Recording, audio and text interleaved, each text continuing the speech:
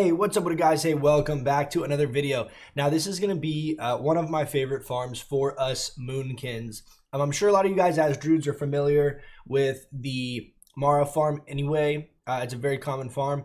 However, I have recently gotten this offhand. Where's my mouse? Right there. Off of Onyxia. And I also have the Peasant Collar. Now, both of these are amazing tricks for farming Princess specifically. I'll put timestamps down below if all you want to see is the Princess fight itself. But I was going to go through and point out a couple things of how I farm this and ways to do it. I'm also going to add a stopwatch right now at the time of starting this. And I'm going to include the time it takes to reset via alts and stuff like that. I have my alt in the group here because I think that's important. People always kind of reference the clear speed by itself, and that's relevant and all, but at the same time you have to reset the dungeon. I'm not going to grab that blind weed because we've gotten a lot of blind weed, but there is a blind weed there. Now, I really suggest doing this as herbalism or as mining. I personally, because of being a druid, am herbalism, and I prefer herbalism over mining in general. But if you are herbalism, I'm going to point out a handful of spots that you can check out. So we're gonna do the longer version of this run, which goes by more herbalism spawns. You can see there's a blind weed here. We'll go ahead and grab this. It is worth mentioning, you'll see one will pop up on the mini map here. That's a ghost mushroom spawn, and that's actually in the other room, but you can see it on the mini map quite early. There's also a ghost mushroom spawn. If you look up where I'm pinging on the map, up there by that kind of little circle part of the map, which a lot of times you can see when you get over here, but there's another spawn, or you can see it when you first walk into the cave, basically. But that's another one that you can see. It's on a different level, so it'll be kind of confusing because it doesn't look like there's a way you can get to it. But there is another ghost mushroom. Ghost mushroom is really the priority as far as herbs go in here because they are the most lucrative if you can find them. And I'll show you there is a couple spots that are not on the normal path between Tinker and Princess. And I'll show you those because if some of you are clearing this fast or you're doing it solely for the herbs and that's the main reason you're coming, it's important to really know and understand that. Our Mark of the Wild just fell off right now, but it's okay. We're not gonna rebuff it. But pretty straightforward here. We're gonna go up to Tinkerer. Well, let's turn our cast bar thing off. Unlucky resist there. Now I basically just DPS him down until I get my mana to about 25% or so, and then I'll innervate and regrowth myself usually. When he casts this little flamethrower looking thing, it's important to note if you're standing at range from him, it doesn't hit you and it gives you no knockback. So that's a great time to squeeze in, 3 or 4 Starfire casts, consecutively pretty easily.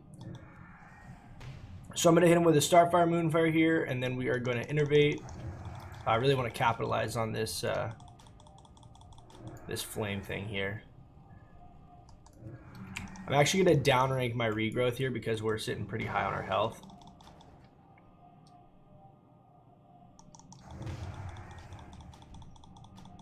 It's just nice to have the regrowth on you just because it helps just to make sure you don't get too low or the situation doesn't get a little too sticky for you. And we'll finish him off right here. I keep my MP5 trinket on while I'm doing this running portion, as well as the offhand. I have the Tome of Arcane Domination on right now. You can follow this path we're doing. You got to hug the wall really tight right there. That's the tightest spot. You can see there's a mithril deposit if you were mining. But I keep both of these on so that my mana is regenning as much as possible during this part because I don't use any water. So there is a ghost mushroom that can spawn right there. That's worth noting. And then you have a little bit of a run. Stay Safe did this in one of his videos, and he's the only person I've seen point this out. So I figured it'd be good because it's also relevant for us druids. He actually pulls Rot Grip because he can kill Rot Grip. I haven't had luck trying to do that, so I don't suggest doing that. But if you're getting tight on your timing with resets, as far as your hourly lockout for the dungeon, this is another good way to find some more herbs and stuff like that. So perfect example, we got a ghost mushroom over here. This is the second of 3 spawns of the ghost mushrooms down this corridor. First one I pointed out, and then there's this one, and then there's one more that I'm going to show you. So you can ideally run to the end of this room every time. And there's this ghost mushroom spawn. There's a blind weed that will spawn where I'm pinging on the map right there in this pool. And then there's another ghost mushroom that can spawn over at the far side. This is one of those elders for the lunar festival stuff. But if you run to this rock, a ghost mushroom can spawn here, and then a blind weed will spawn here sometimes. So that's the other two options that you have for herbs. But yeah, the ghost mushrooms, like I said, are the most valuable. So let's cut back to where Tinkerer is. Okay, guys, so we are back at where Tinkerer is. He's right behind us, right there. And so now we're running back over to Princess. Now, there's two more spawns for Ghost Mushroom, or one more for Ghost Mushroom and one more for Blindweed that, so we gotta wait for the pat here. One more for Blindweed, one more for Ghost Mushroom that I'll point out in case you are trying to farm those, both of which are very easily accessible. I have not had issues with pulling any of these guys with this path I've been taking. So I think these guys we can kill, these little worms, with Hurricane, but I haven't pulled them and tried to tell you that 100% for sure that we can, but I would think so.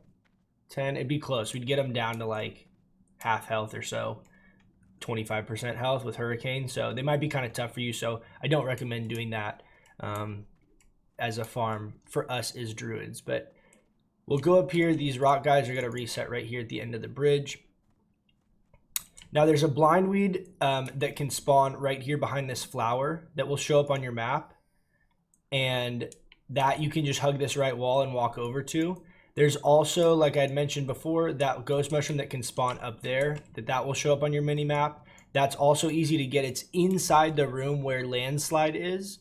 It's just on the opposite end of the room from him, so it's easy to grab. You just walk up there and it's in a safe spot. So that one's a little more rare, I would say, but usually between the beginning of the dungeon and down that corridor that I went down, there's very usually at least one ghost mushroom. A lot of times even two. So it's a really, really good way to farm gold while farming ghost mushroom. Not to mention you're not having to fight over contested areas like you would be in hinterlands if that's where you're farming ghost mushroom, which is the only other alternative. So what we're going to do as we get up to Princess is we're going to put on our peasant collar. The offhand you don't have to put on right away, as you can swap your weapons mid-combat. So that's kind of up to you. If you're trying to min-max it a little bit more, you can keep this DPS offhand on, and then once there's a 30-second, there's a minute cooldown from the time you use peasant collar, and then there's a 30-second cooldown to equip the trinket. So you can basically 30 seconds after you use peasant collar, you can go ahead and equip the offhand. We're gonna open up with a starfire and a moonfire, and then I always run over to this rock. Now, you guys should probably be familiar with this farm, as this is one of our go-to gold farms, especially early on. But if you're not, Princess is immune to nature damage. So you can't use Wrath and you cannot use Insect Swarm, which actually makes it so balance is pretty good for this fight because of Moonfire and Starfire. Now, initially, all of the videos showing this were basically showing that you just need to cast Moonfire and just run around. What I figured out is that we can actually start implementing Starfire into our rotation because of these two minion calling things. Ooh, she actually connected with us there. Okay, I'm going to turn off Bark Skin. You can see the duration of the buff on her, which is the cast time of the little cloud thing that she's got, right? So Peasant Collar is almost up at 30, so I'm going to go ahead and equip that offhand. But you can see the duration of the little fart cloud thing that she does. So if you spawn, it's easier. The Peasant Collar is a little more finicky. That doesn't proc as easily. I don't know if it's due to the damage those guys are doing or what the deal is. But the offhand procs very easily. We're going to be kind of tight on our survivability here. I'm going to go ahead and go bear form and heal just a little bit because she's getting close and our offhand's up. So you always have these tools available as far as ways to try and survive. She has like a Wind Fury type mechanic, so you need to be aware of that because that can kind of screw you up. But we're totally fine here. You just basically sit in bear form and it's no big deal. Now I'm going to stay in human form here. I'm not going to worry about going back into Moonkin form since we do have the offhand. I'm going to cast one more rejuve on myself, and then I'll proc the offhand here. So you'll see the minion runs up. The minion has so much health, he does not die to her first AoE cloud. You can see there she procced it. Assuming she doesn't throw a boulder right now, you can get 2 Starfires off for free. Now the other benefit is that now since she didn't kill the minion, he's sitting there just DPSing her. So we're getting a lot of extra damage on her right now due to the minion. And she keeps cutting me off there. I'm kind of doing it a little too soon. But you'll see, and then the minion will actually proc her there again. She kills the minion in the second cloud, and we got knocked down with the boulder there, but we also got her below 6,000 health, as you can see here. And that's the magic number, because below 6,000 health, she starts running slower. It's also important to note that it's absolutely crucial that you have move speed to boots for this. Otherwise, she does catch you quicker, and it's even more difficult. But the vast majority of the runs that I do when I'm doing this, she actually does not hit me at all. So, of course, every time when I try and record this, I'm not paying enough attention and I get hit by the melee. But it's not a big deal if we're in Moonkin form. You have bark skin up, things like that. You have ways of easily kind of mitigating the damage. If you know for sure there's no way for you to avoid it, just bark skin and bear form, run up to her and proc it. And, you know, you can just like demo shout and then, you know, run away and heal. It's not a big deal. You just have to make sure you don't get caught out in human form when she melees. That's the most important part. Because of that flurry kind of attack that she has, it is devastating if you're just standing there in human form. It can basically like 100 to 0 you. Now, the last thing I'm going to mention on this is that there is a slight chance that you get a weapon called Blade of Eternal Darkness. Now, this is supposedly one of the strongest mana generating items in the game, but it is so rare that there's very little testing on it. So it's hard for me to tell you from a balanced druid because I think it would change by class. But the hope is over the next month or two while I keep farming this with this exact setup that we get the weapon and I can test it for you guys.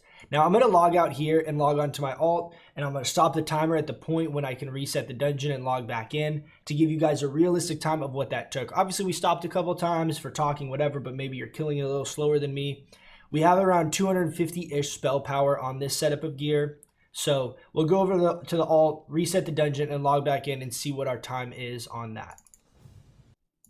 Okay, guys, so we did reset the dungeon. We're logging in. We'll wait until exactly when it logs in. Stop. That's 15 minutes, 12 seconds.